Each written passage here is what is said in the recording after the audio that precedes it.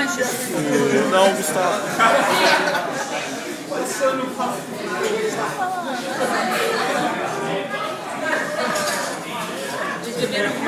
Não, cara, eles agora estão mais vermelhos ainda, porque olha só como é que ele tá. Tá ficando vermelho de novo. Nem sei o que vocês estão falando aí. Essa galera é muito engraçada. Tá tirando foto mesmo? Ele vai me sacanear, ele vai botar essa foto lá no final, não vai fazer nada. A cara do Igor, cara. Já baixa a Sanja com o Raião. Não vem. A pessoa tem culpa do carbono. E o Igor assim. Não, tá vendo? Ele deu cafungada primeiro.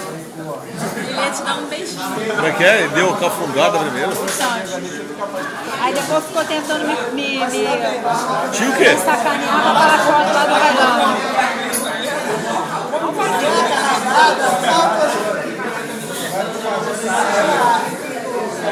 João, tu não tirou foto minha não, João. Pelo amor de Deus, que saiu horrorosa. Já tirei. Olha um pouquinho.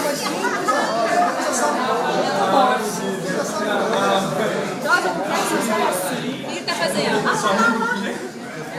Juliana Maria. Juro fechado, paga isso.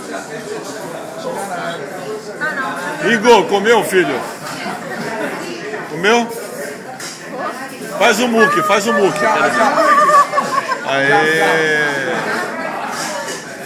Paga isso. Com essa camisa aí cor salmão, se ele for naquela mesa ali, ele está casado. Ali. Todos nós, né? Podemos pagar conta. Com essa idade, né? Naquela mesa que vocês separaram da galera cantada, se ele for com essa camisa aí, olha aqui, o salmão, o cara está casado ali.